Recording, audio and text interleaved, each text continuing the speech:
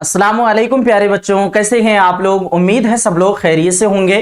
प्यारे बच्चों, आज की ये क्लास बहुत ज्यादा स्पेशल और खास होने जा रही है, क्योंकि इसी एक ही क्लास में वन शॉट में हम लोग पूरा कंप्लीट सब्जेक्टिव के क्वेश्चंस को कवर कराने जा रहे हैं। अगर आपने पूरी ईमानदारी के साथ शुरू से लेकर आखिर तक इस क्लास को अच्छे से देख लिया तो समझ जाइए सब्जेक्टिव का जो 50 नंबर आपको एग्जाम में बनाना होता है, पूरा 50 नंबर की तैयारी इस एक ही क्लास से यानी एक ही वीडियो से पूरी कंप्लीट तैयारी हो जाने वाली है। और आप लोगों को जो डर हो रहा है सब्जेक्टिव के क्वेश्चन से, वो पूरी तरह से हम लोग डर खत्म करने वाले हैं, क्योंकि इसी क्लास में हम लोग उर्दू मजमून, उर्दू दरखास्त, इक्तिबास की तशरीह, अशआर की तशरीह, उसके अलावा 2 मार्क्स वाला क्वेश्चन, 5 मार्क्स वाला क्वेश्चन, उसके बाद तलखीस, खुलासा, यानी सारी चीजों को टोटल 7 सब्जेक्टिव के जो सवाल पूछे जाते हैं, सातों सब्जेक्टिव का कंप्लीट सॉल्यूशन एक ही वीडियो में देने जा रहे हैं, ताकि आपकी उर्दू की तैयारी अगर अभी तक कुछ भी नहीं हुई है, सारे ट्रिक के माध्यम से और सारी क्लासेस के माध्यम से, सारे क्वेश्चंस के माध्यम से आपके उर्दू की सब्जेक्टिव की पूरी कंप्लीट तैयारी हो जाए। जो बच्चे नए हैं, जिनको पता नहीं है, हम लोगों का एक AS उर्दू एजुकेशन नाम से ऐप है। आप लोग ऐप को डाउनलोड कर लीजिएगा, लिंक डिस्क्रिप्शन बॉक्स में है और कमेंट बॉक्स में भी बाद में जो बच्चे देखेंगे उसके लिए पिन कर देंगे। तो प्यारे बच्चों, सबसे पहले आप लोग सब्जेक्टिव का पैटर्न समझ लीजिए, ध्यान से सुन लीजिए सारे बच्चे। टोटल हम लोगों को 7 सब्जेक्टिव का क्वेश्चंस रहता है। सबसे पहले नंबर पे मजमून रहता है, दूसरे नंबर पे शेर की तशरीह, तीसरे नंबर पे इक्तिबास की तशरीह, चौथे नंबर पे दरखास्त, 5वां नंबर पे 2 मार्क्स वाला क्वेश्चन, छठा नंबर पे 5 मार्क्स वाला क्वेश्चन और 7वां नंबर पे इक्तिबास की तलखीस या फिर खुलासा। ये चीज दिया हुआ रहता है। तो ये है आपका पैटर्न। टोटल 7 रहता है। 7 में से आपका ये समझ जाइए टोटल 50 नंबर का आपको सब्जेक्टिव बनाना होता है। यहां पे इस क्लास को अगर आपने कर लिया, जो बच्चे कुछ भी नहीं पढ़े हैं, 25 नंबर तो ट्रिक के माध्यम से आपका 25 नंबर इसी क्लास में हम लोग फिक्स कराने वाले हैं। और अगर बात करें 25 नंबर, तो 25 नंबर के लिए हम आपको स्पेशल यहां पे गेस्ट क्वेश्चन भी प्रोवाइड करा रहे हैं। तो इससे आपकी तैयारी अब बहुत अच्छी हो जाएगी, डरना तो जरा सा भी नहीं है। इसका PDF हम लोग मास्टर कोर्स में अपडेट कर दिए हैं, है ना। जो बच्चे ज्वाइन नहीं किए हैं आप लोग वहां से ज्वाइन कर लीजिएगा। मास्टर कोर्स का फीस काफी कम कर दिए हैं, पूरी तरह से समझ जाइए कि बिल्कुल ना के बराबर है मास्टर कोर्स का फीस, ठीक है। तो आप लोगों को ज्वाइन कर ही लेना है। तो प्यारे बच्चों, आइए हम लोग जिस तरह से हम लोगों का एग्जाम में रहता है वैसे ही हम लोग यहाँ पे पढ़ने वाले हैं, कवर कराने वाले हैं। सबसे पहले हमारे पास है उर्दू मजमून। उर्दू मजमून में सबसे इंपॉर्टेंट जो हम लोग रखे हैं मौसम गर्मा, इसको आपको 100% प्रैक्टिस कर ही लेना है। और इसका PDF जब हम लोग एप्लीकेशन पे आपको प्रोवाइड करा दे रहे हैं, तो वहां से आप देख करके अपने जो क्वेश्चन हम आपको प्रैक्टिस करने के लिए बोलेंगे, हर हाल में वो क्वेश्चन को प्रैक्टिस कर ही लेना है। अगर आप प्रैक्टिस नहीं करते हैं तो ये गलती आपकी होगी, आप हमको नहीं कह पाएंगे कि सर आपने नहीं बताया था। तो आइए हम लोग देखते हैं मौसम गर्मा, इसके ऊपर मजमून, इसको पढ़ते हैं। अब देखिए, पहले मजमून को पढ़ लेते हैं, उसके बाद हम मजमून का एक ट्रिक भी बताएंगे आपको। देखिएगा, मौसम गर्मा, हमारे मुल्क हिंदुस्तान में मौसम गर्मा का आगाज आमतौर पर माह मार्च के दूसरे हफ्ते से होता है। मौसम गर्मा से मुराद गर्मी का मौसम, मौसम गर्मा यानी गर्मी का मौसम। यहां पे हम लोग आसान जुबान में बिल्कुल लेके आए हैं, देखिएगा, पढ़िएगा। हमारे मुल्क हिंदुस्तान में मौसम गर्मा का आगाज आमतौर पर माह मार्च यानी मार्च के महीना के दूसरे हफ्ते से होता है। इस मौसम में सूरज की तपिश बढ़ जाती है। गर्मी का मौसम में क्या क्या चीजें होती हैं, ये सारी चीजें तो आपको याद ही है। मान लीजिए जो चीज हम लोग यहाँ लिखे हैं, जो चीज आपको पढ़ा रहे हैं, अगर याद नहीं हो रहा है तो टेंशन जरा सा भी नहीं लेना है। आपको माइंड थोड़ा सा दोहराना है और दिमाग में लाना है कि क्या क्या चीजें होती है गर्मी का मौसम में। बस अपने से खुद से बना करके भी लिख सकती हैं, कोई दिक्कत वाली ज्यादा बात नहीं है। देखिए, इस मौसम में सूरज की तपिश बढ़ जाती है और धूप की तेजी की वजह से जिस्म से पसीना आने लगता है। जाहिर सी बात है, ज्यादा धूप होगी तो फिर जिस्म से पसीना आने लगती है। तो यही चीज आपको यहाँ पे लिख देना है किताबी शक्ल में, पेन से। देखिए आगे, खास तौर पर अप्रैल और मई के महीने इंतहाई गर्म होते हैं। यानी अप्रैल महीना और मई महीना, खास तौर पर ये 2 माह जो है ना बहुत ज्यादा गर्म होती है, कहा जा रहा है इंतहाई गर्म होती है। इनमें कहा जा रहा है इन महीनों में बदन को झुलसा देने वाली गर्म हवाएं चलती हैं। बदन को झुलसा देने वाली क्या चलती हैं? गर्म हवाएं चलती हैं, जिन्हें हुरूफ आम में लू कहते हैं। यानी आम बोलचाल में, आम जुबान में गर्म हवा को हम लोग क्या बोलते हैं कि लू चल रही है हुरूफ आम में, यानी आम बोलचाल में इसको लू कहा जाता है। इस तरह से हमने एक चीज देख लिया। उसके बाद अब ये चीज पूरी तरह से जब कंप्लीट होता है, आपको क्या करना है? पैराग्राफ छोड़ना है थोड़ा सा, ठीक है। मान लीजिए यहां से खत्म हो रहा है तो इसका बीच से ही लेना है, यहां से कहा के बाद से। अब देखिए हम लोग पैराग्राफ को चेंज किए हैं और फिर यहां से लिखना शुरू करते हैं। देखिएगा, गर्मी की शिद्दत की वजह से बाजारों की रौनक दिन के वक्त वीरानी और सन्नाटे में बदल जाती है।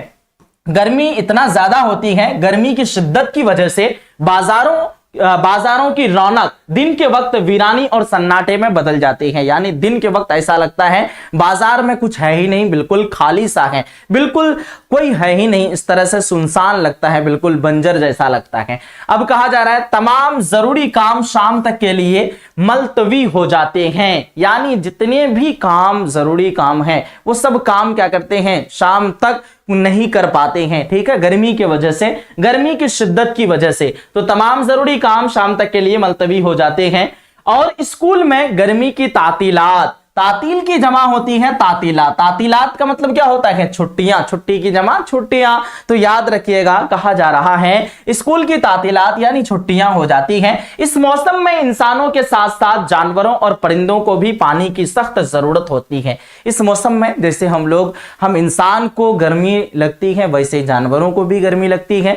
तो इंसान के साथ साथ में जानवरों को भी पानी की काफी ज्यादा शिद्दत होती है, काफी ज्यादा जरूरी होती है। अमीर लोग गर्मी से बचने के लिए रेफ्रिजरेटर, है ना, रेफ्रिजरेटर किसको कहते हैं? जिसको हम लोग आम जुबान में फ्रिज कहते हैं। असल में दरअसल ये अंग्रेजी लफ्ज है और इसको हम लोग क्या कहते हैं? रेफ्रिजरेटर। देखिए आगे कहा जा रहा है कूलर और एयर कंडीशन, जिसको आप लोग क्या कहते हैं? एसी। एसी का पूरा कंप्लीट नाम एयर कंडीशन का इस्तेमाल करते हैं, जो उनके लिए सामान्य राहत है, यानी राहत का सामान है। इस तरह से हमने पढ़ लिया। फिर देखिए, जहां गर्मी की अपनी सख्तियां हैं वहीं कुदरत का इंतजाम भी अजीब है। कुदरत का इंतजाम भी क्या है? बहुत ही अजीब है। अब आइए आगे है। अब फिर आपको पैराग्राफ चेंज करना है, कम से कम 3 पैराग्राफ में लिख लीजिएगा आप लोग, और पूरा 8 मार्क्स कंप्लीट तरीके से मिल जाएगा। अब बहुत सारे बच्चों का डाउट होता है, सर मजमून को हम लोग कैसे लिखें? 1 पेज में लिखें, 1.5 पेज में लिखें या 2 पेज में लिखें? जाहिर सी बात है, अगर आप लाइन छोड़ करके नहीं लिखते हैं, जिनकी राइटिंग बहुत ज्यादा खूबसूरत है, हम तो पहले सजेस्ट करेंगे आप लोग लाइन एक लाइन छोड़ करके ही लिखिएगा। जैसे मान लीजिए आपकी कॉपी इस तरह से मिल रही है ना, ये आपकी कॉपी है, 4 लाइन हम लोग दे दिए। अब मान लीजिए आपने यहाँ पे लिखा अलीफ बा ता, है ना, अब ये वाला लाइन छोड़ करके यहां से फिर आप स्टार्ट करेंगे, यहां से स्टार्ट करेंगे, यानी बीच में एक लाइन छोड़ करके इस तरह से आप लिखेंगे तो फ्रेश दिखेगा। उर्दू राइटिंग थोड़ा बड़ा होता है, इसके वजह से भी आपको प्रॉब्लम करता है, दिक्कत करता है। तो आप सभी बच्चों को क्या करना है? एक लाइन छोड़ करके। अब जिनकी राइटिंग बहुत ज्यादा खूबसूरत है और छोटा छोटा करके लिखते हैं, तो फिर आप लोग लाइन बाय लाइन लिख सकते हैं, यानी इस लाइन के बाद इस लाइन में आप आराम से इजीली लिख सकते हैं, कोई दिक्कत वाली बात नहीं है, कोई परेशानी वाली बात नहीं है, ठीक है। तो इस तरह से लिखना है। अब मजमून को लिखना कितने पेज में है? याद रखिएगा, लाइन छोड़ करके लिखते हैं तो 2 पेज, और 1.5 पेज भी लिखेंगे तो चलेगा। अगर मान लीजिए आपके पास टाइम नहीं है, आप फास्ट लिख नहीं पाते हैं, तो सारा क्वेश्चन बनाने की कोशिश करेंगे, ये नहीं कि पूरा टाइम मजमून में लगा दिए और बाकी चीजों में टाइम ही नहीं लगाए। तो इसलिए आपको ध्यान रखना है आपके पास कितना टाइम है। अगर आपके पास अच्छा खासा टाइम है और लिख सकते हैं बेहतरीन तरीके से, अच्छे से, तो आप लोग क्या करेंगे? मजमून को 2 पेज में लिखेंगे, ठीक। अगर नहीं लिख पाते तो 1.5 पेज में लिखेंगे, चल जाएगा, क्योंकि यहाँ पे 8 मार्क्स मिलता है। 12th क्लास में कितना मार्क्स मिलता है? तो 8 मार्क्स आप लोगों को दिया जाता है, ठीक है। चलिए अब आगे बढ़ते हैं। इस मौसम में हैजा और चेचक, पैराग्राफ आपने चेंज कर लिया, फिर बनाना है। इस मौसम में हैजा और चेचक जैसे अमराज का खतरा तो रहता है, लेकिन कुदरत ने हमें आम, लीची, तरबूज, खरबूजा, खीरे और ककड़ियां जैसे उम्दा और ठंडे फल भी अता किए हैं। अल्लाह ताला हम लोगों को इस तरह के फल भी अता किए हैं इस मौसम में खाने के लिए, जो कि अच्छा लगता है ना।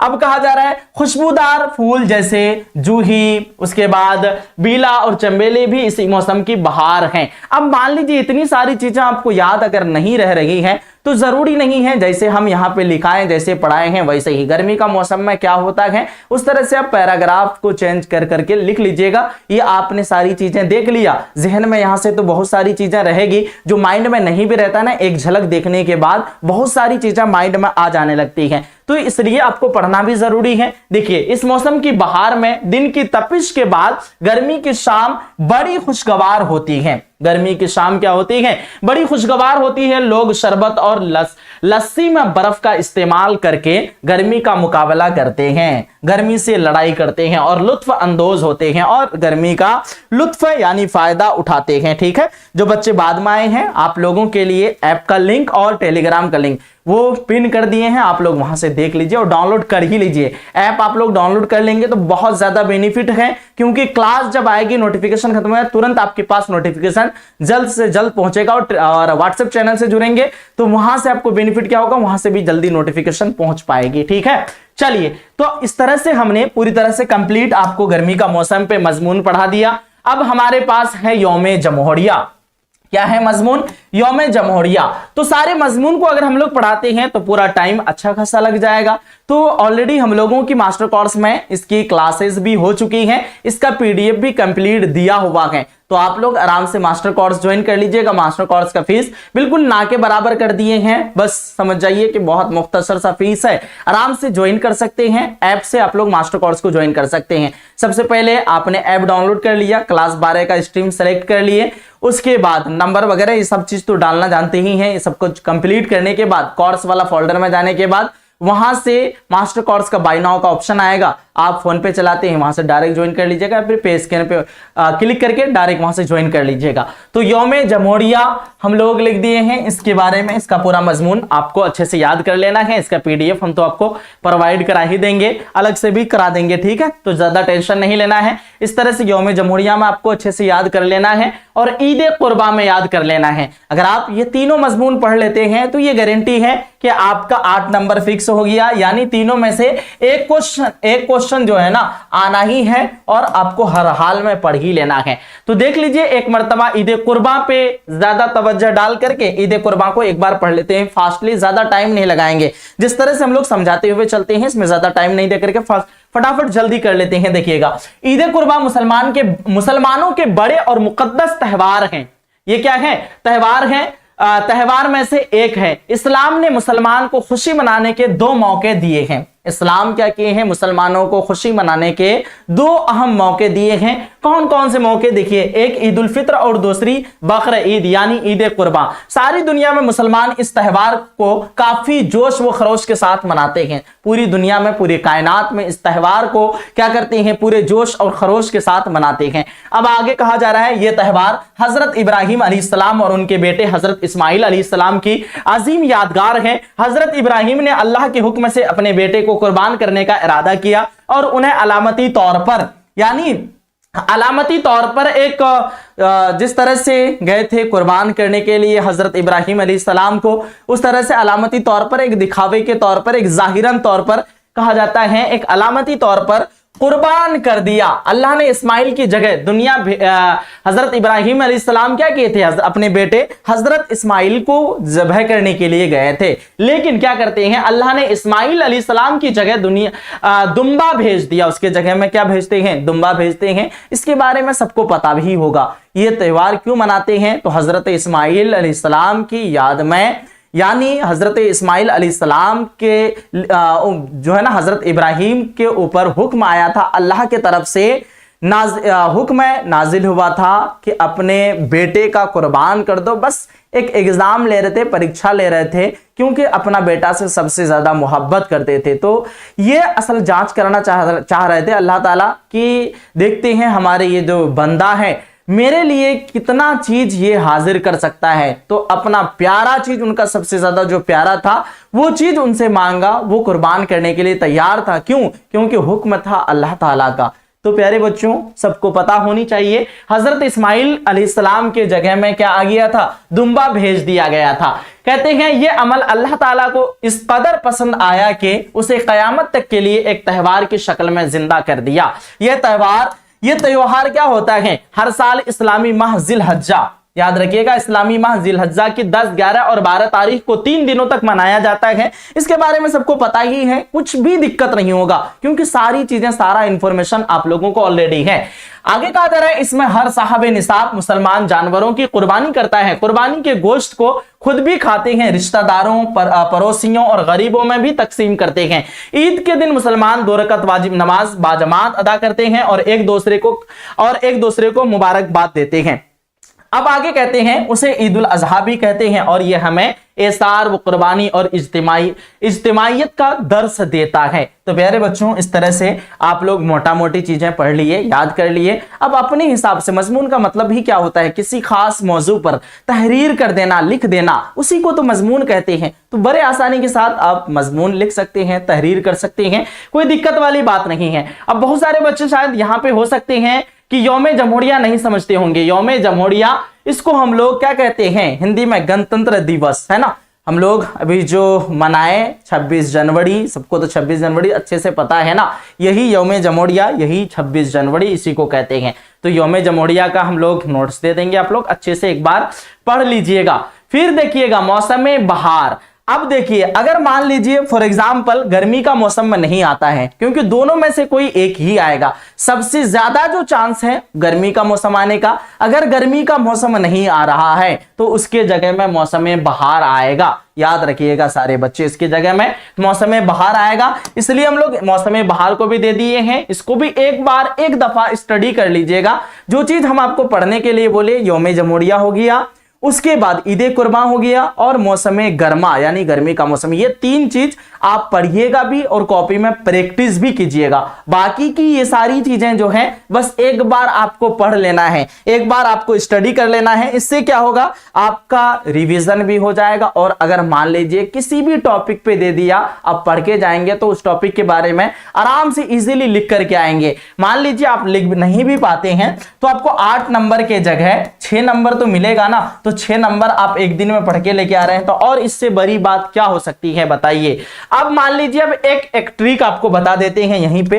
प्यारे बच्चों, मान लेते हैं आपने कोई मजमून अच्छे से मेहनत करके याद करके गया, अब वहां पे आया ही नहीं एग्जाम में, अब क्या करें सर, हम आप तो पढ़ा दिए हमको ईद कुर्बान, हम तो जिंदगी भर याद रखे ईद उल अजहा, सॉरी आपने तो ईद उल अजहा यानी ईद कुर्बान पढ़ाया, हम तो याद रखे ईद उल फित्र। अब कैसे कैसे क्या होगा, हम याद रखे रमजानुल मुबारक। तो प्यारे बच्चों, इस तरह का, इस कैटेगरी का अगर आ जाए ना, आप ईद कुर्बान लिख दीजिएगा। बस वहां पे क्या कर देना है, हेडिंग में डाल देना है ईद कुर्बान पर मजमून। जो मजमून आप याद करके जाते हैं, अगर आपको कुछ लिखने के लिए नहीं आ रहा है, एक मजमून अच्छे से प्रैक्टिस करके गए हैं, तो ये सब चीज ट्रिक है, मैं आपको बता दे रहा हूं, ये गुप्त ट्रिक। आपको वही मजमून लिख करके आ जाना है। और देखिएगा आपकी तैयारी कुछ नहीं हुई है ना, आप बस लिख करके आइए। जिस तरह से जहां पे जो जवाब मांग रहा है, बस वहां पे जवाब मिलना चाहिए,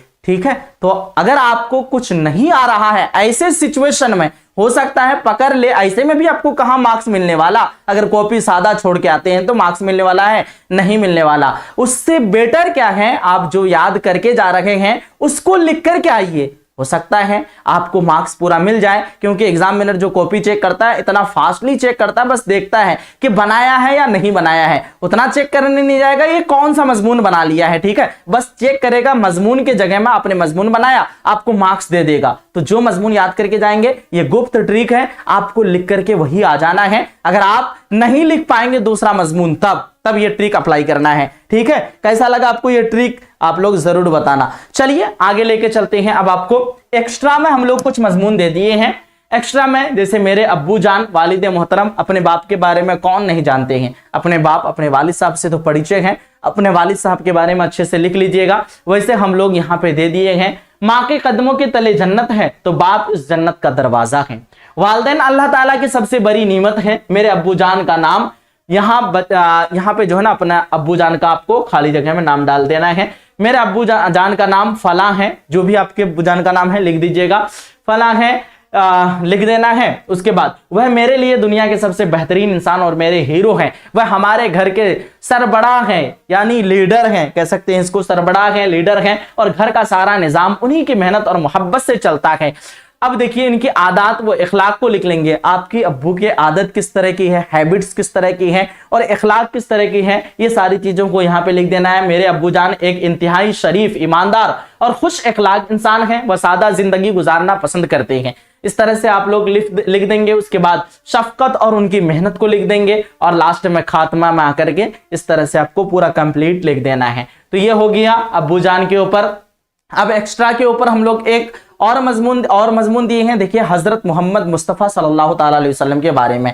मान लीजिए मजमून के लिए नहीं पढ़ रहे हैं ना, तो एक बार इसको जरूर फिर भी पढ़ लीजिए, क्योंकि इस्लामिक नॉलेज हम लोगों को और ख़ास तौर पर हज़रत मोहम्मद मुस्तफ़ा सल्लल्लाहु ताला अलैहि वसल्लम के बारे में नॉलेज रखना तो काफ़ी ज़्यादा लाजिमी ज़रूरी है। एक बार पढ़ लीजिए, मज़ा आएगा पढ़ने में, सुनने में। तो प्यारे बच्चों, आइए हम लोग थोड़ा सा एक नज़र हज़रत मोहम्मद मुस्तफ़ा सल्लल्लाहु ताला अलैहि वसल्लम के बारे में जानते हैं। सबसे पहले हम आपको तारुफ और इनकी विलादत के बारे में बताते हैं। देखिएगा, हज़रत मोहम्मद मुस्तफ़ा सल्लल्लाहु ताला अलैहि वसल्लम अल्लाह के आखिरी नबी और रसूल हैं। आप सल्लल्लाहु ताला अलैहि वसल्लम पूरी दुनिया के लिए रहमतुल लिल आलमीन यानी तमाम जहानों के लिए रहमत बनाकर भेजे गए।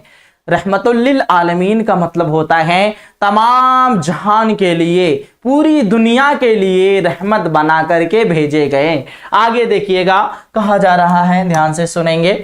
कहते हैं आप सल्लल्लाहु ताला अलैहि वसल्लम की विलादत यानी पैदाइश बासादत 12 रबीउल अव्वल को अरब के शहर मक्का मुकर्रमा में हुई। अरब के शहर मक्का मुकर्रमा में 12 रबीउल अव्वल को हुई। आप सल्लल्लाहु ताला अलैहि वसल्लम के वालिद मुहतरम का नाम हजरत अब्दुल्ला और वालदा माजिदा का नाम हजरत बीबी आमिना था। इतना बेसिक नॉलेज तो हम लोगों को रहनी चाहिए ना। इनके वालिद मुहतरम का नाम हजरत अब्दुल्ला और वालदा यानी माँ का, वालदा माजिदा का नाम हजरत बीबी आमिना था। आपके दादा हजरत अब्दुल मुत्तलिब ने आप सल्लल्लाहु ताला अलैहि वसल्लम की परवरिश की। अब आइए आगे देखते हैं इनके इखलाक यानी हजरत मोहम्मद मुस्तफ़ा सल्लल्लाहु ताला अलैहि वसल्लम के इखलाक और इनके किरदार के बारे में जानते हैं। देखिएगा ध्यान से, कहा जा रहा है नबूवत मिलने से पहले भी आप सल्लल्लाहु ताला अलैहि वसल्लम मक्का में अपनी सच्चाई और ईमानदारी की वजह से मशहूर थे। मक्का में अपनी सच्चाई और ईमानदारी की वजह से मशहूर यानी फेमस थे। यानी जब हजरत मोहम्मद मुस्तफ़ा सल्लल्लाहु ताला अलैहि वसल्लम पे वही नाजिल नहीं हुआ था, अल्लाह का हुक्म जब नाजिल नहीं हुआ था, तो 40 साल के उम्र में जब लगभग हजरत मोहम्मद मुस्तफ़ा सल्लल्लाहु ताला अलैहि वसल्लम के ऊपर वही नाजिल हुए हैं, अल्लाह की तरफ से हुक्म नाजिल हुए हैं। उससे पहले भी लोग इसको बहुत ज्यादा चाहते थे। वो इसलिए चाहते थे कि अपनी सच्चाई और ईमानदार बहुत थे, इसलिए ईमानदारी की वजह से मशहूर थे यानी फेमस थे। आगे कहते हैं मक्का के लोग आप सल्लल्लाहु ताला अलैहि वसल्लम को सादिक यानी सच्चा और अमीन यानी अमानतदार कहकर पुकारते थे। आप सल्लल्लाहु ताला अलैहि वसल्लम हमेशा सच बोलते, गरीबों की मदद करते, यतीमों के सर पर हाथ रखते और कभी किसी का दिल न दुखाते। क्या कहते हैं? कभी किसी का दिल न दुखाते। यतीम किसको कहते हैं? यतीम जानते हैं ना, जिनके वालिद मोहतरम ना हो उसको क्या कहते हैं? उसको यतीम कहते हैं। तो कहा जा रहा है यतीमों के सर पर हाथ रखते और कभी किसी का दिल न दुखाते। आप सल्लल्लाहु ताला अलैहि वसल्लम ने अपने बदतरीन मतलब समझते हैं ना, सबसे ज्यादा बदतरीन यानी सबसे ज्यादा बुरा, बदतरीन सबसे ज्यादा बुरा, बदतरीन दुश्मनों को भी माफ फरमाया और हमेशा मोहब्बत और भाईचारे का दर्स दिया। अब आगे कहते हैं दीन इस्लाम के ऊपर यहां पे हम लोग देखते हैं दीन इस्लाम की दावत दी है। 40 साल की उम्र में आप सल्लल्लाहु ताला अलैहि वसल्लम पर अल्लाह की तरफ से वही नाजिल हुई। वही का मतलब क्या होता है? अल्लाह का हुक्म नाजिल होना, अल्लाह ताला का फरमान नाजिल होना, अल्लाह की तरफ से हुक्म नाजिल होना, उसी को हम लोग कहते हैं वही नाजिल, है ना। तो वही नाजिल हुई और आप सल्लल्लाहु ताला अलैहि वसल्लम ने लोगों को दीन इस्लाम की दावत दी। आप सल्लल्लाहु ताला अलैहि वसल्लम ने लोगों को बताया कि अल्लाह एक है और उसका कोई शरीक नहीं है। अल्लाह ताला एक है और उसका कोई शरीक नहीं है। आप सल्लल्लाहु ताला अलैहि वसल्लम पर अल्लाह की आखिरी किताब कुरान मजीद नाजिल हुई, जो कयामत तक इंसानों के लिए हिदायत का जरिया है। आप सल्लल्लाहु ताला अलैहि वसल्लम ने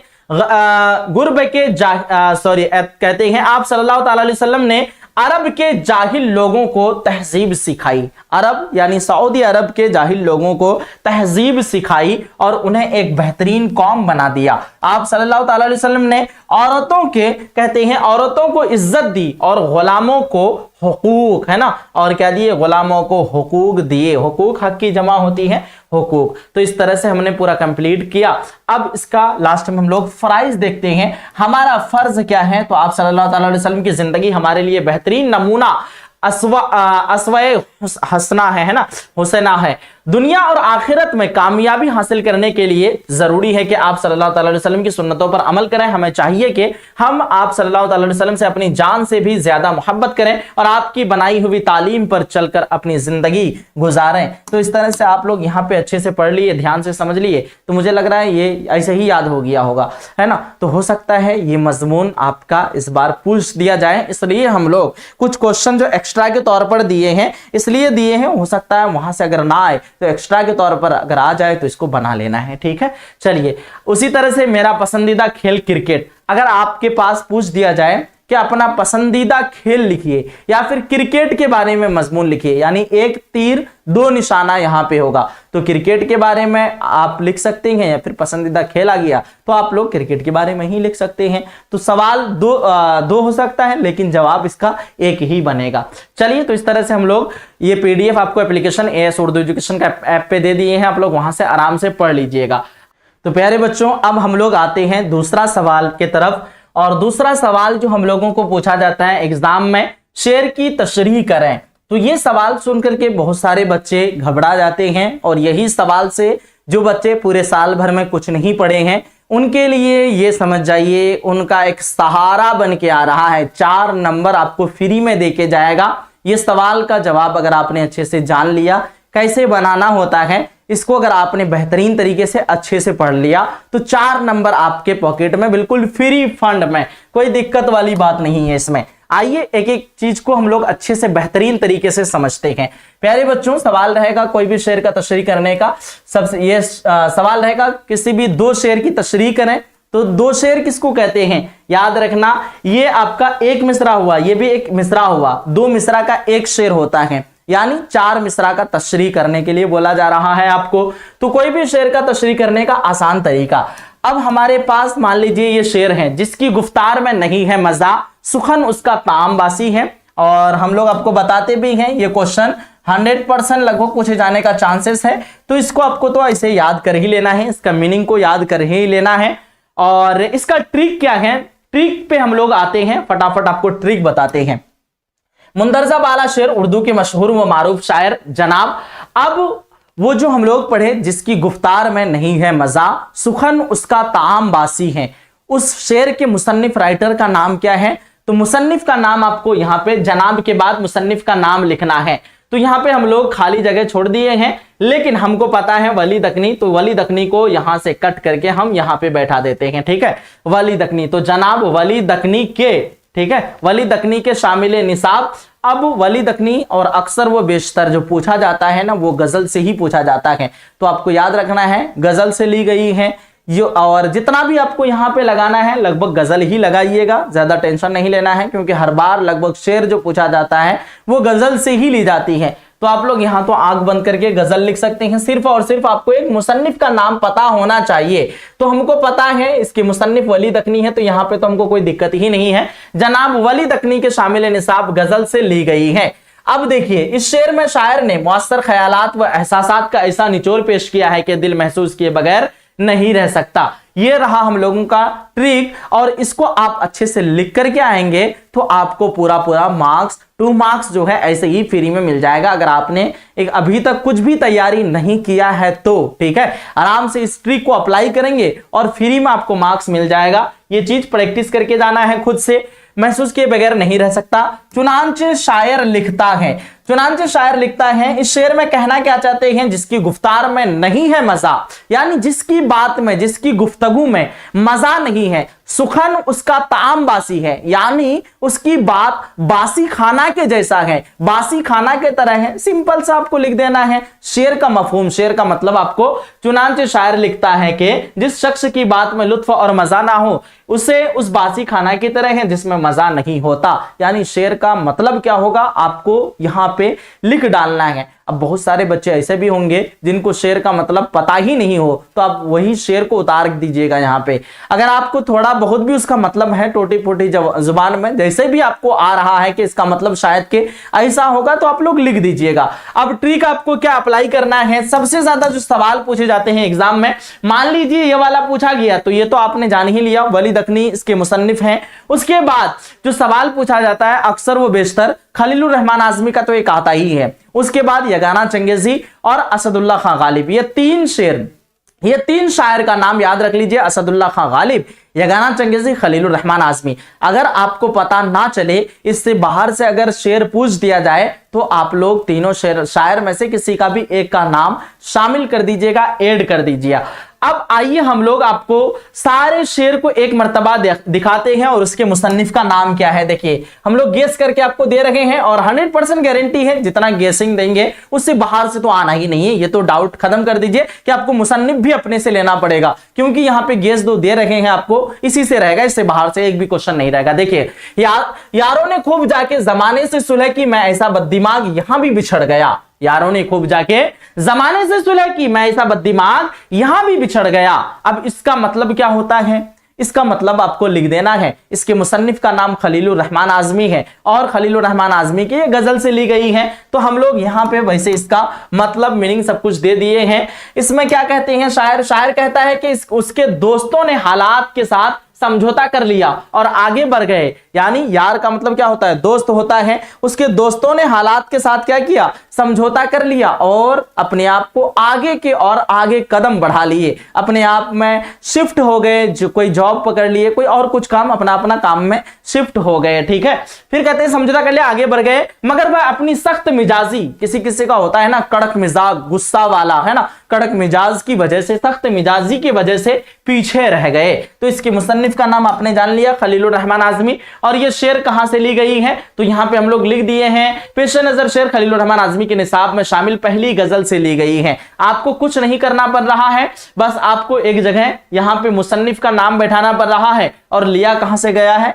और यहां पे आपको बस वो चैप्टर का नाम गजल से लिया गया है, तो पहली गजल दूसरी गजल जो भी लिखना है, लेकिन गजल से ही रहता है, तो यहां पे आपको गजल लिख देना है। बाकी का फॉर्मेट सारा चीज सेम रहेगा, उसमें कोई दिक्कत वाली बात नहीं है। चुनांचे शायर लिखता है, उसके बाद शेर का जो मफहूम होगा वो चीज लिख लेना है। उम्मीद है आपने ये ट्रिक समझ लिया अच्छे से। अब आइए, कोताहियों की अपनी मैं तावील क्या करूं, मेरा हर एक खेल मुझी से बिगड़ गया। इसके मुसन्निफ का नाम वही खलीलुर रहमान आजमी है और ये शेर खलीलुर रहमान आजमी के निसाब में शामिल पहली गजल से ली गई है। बस कोताहियों की अपनी मैं तावील क्या करूं, मेरा हर एक खेल मुझी से बिगड़ गया। मुसन्निफ का नाम खलीलुर रहमान आजमी और इसकी पहली गजल से ली गई है। ठीक है, आपने जान लिया। तुमसे कुछ बंदा ने चाहा तो तुम्ही को चाहा, और क्या मांगता किस चीज का साइल होता। इसके मुसन्निफ का नाम राशिक अजीमाबादी और इसकी पहली गजल से ली गई है। ठीक है, आगे बढ़िए। हम बाजुरी पर मौत की गाते रहे नगमा तेरा, ए जिंदगी रुतबा रखे बाला तेरा। इसके मुसन्निफ खलीलुर रहमान आजमी, और देखिए ये दूसरी गजल से ली गई है खलीलुर रहमान आजमी की। अब इस फरेब ने मारा कि कल है कितनी दूर, इस आज कल में अब दिन गवाए हैं क्या क्या। इसके मुसन्निफ का नाम जो है ना, यहां देख लीजिए, यगाना चंगेजी, और ये यगाना चंगेजी की पहली गजल से ली गई है। गुलदस्ता माना को नए ढंग से बांधो, एक फूल का मजमून हो तो सौरंग से बांधो। इसके मुसन्निफ का नाम की बात करें मीर अनीस है और ये मर्सिया से ली गई है। फिर जाइए देखते हैं, आलम है मुकद्दर कोई दिल साफ नहीं है, इस ओहदे में सब कुछ है पर इंसाफ नहीं है। इसके भी मुसन्निफ मीर अनीस है। ये शेर मीर अनीस के मर्सिया से लिया गया है, तो आपने देख लिया। गालिब वजीफा खार हो दो शाह को दुआ, वह दिन गए जो कहते थे नौकर नहीं हूं मैं। इसके मुसन्निफ वही असदुल्ला खां गालिब। वैसे नाम आ गया तो आपको ऑटोमेटिकली पता चल रहा है, मुसन्निफ का नाम असदुल्ला खां गालिब है और ये गालिब के गजल से ली गई है। तो इस तरह से आपने जान लिया। अब सर इतने सारे शेर हैं, उसमें से कुछ टिक कर दीजिए जो हम लोगों के लिए सबसे ज्यादा कार आमद साबित हो सके। तो प्यारे बच्चों, आपको कौन सा टिक करना है, जिसकी गुफ्तार में नहीं है मजा सुखन उसका ताम बासी है, ये 100% VVI, इसको आप लोग सेलेक्ट कर लीजिए। इसका मतलब आपने जान ही लिया, जिसकी बातचीत में मजा नहीं है उसकी बातचीत बासी खाना की तरह लगता है। इसका मतलब हम लोग सिंपल में बता रहे हैं ताकि आपके जहन में लंबे टाइम तक रहे। यारों ने खूब जाके जमाने से सुलह की, मैं ऐसा बददिमाग यहां भी बिछड़ गया। अब ये वाला सवाल हम आपको इसलिए इंपॉर्टेंट बोलेंगे, 2023, 24, 25 3 बार कंटिन्यू पूछा गया, हो सकता है 26 में भी पूछा जाए, तो ये भी उस हिसाब से उसके आधार पर ये भी इंपॉर्टेंट है। फिर जाकर के देखिए, कोताहियों की अपनी मैं तावील क्या करूं, मेरा हर एक खेल मुझी से बिगड़ गया, ये भी आपका VVI है। बस ये 3 पढ़ लीजिएगा, उसके अलावा अगर आप ये सब याद कर पा रहे हैं एक्स्ट्रा के तौर पर तो याद कर लीजिए, नहीं तो कोई दिक्कत नहीं। ठीक है, चलिए बाकी ये भी थोड़ा सा इंपॉर्टेंट है, ये 2 बार रिपीट हुआ है। हम बांसुरी पर मौत की गाते रहे, नगमा तेरा जिंदगी जिंदगी, रुतबा रखे बाला तेरा।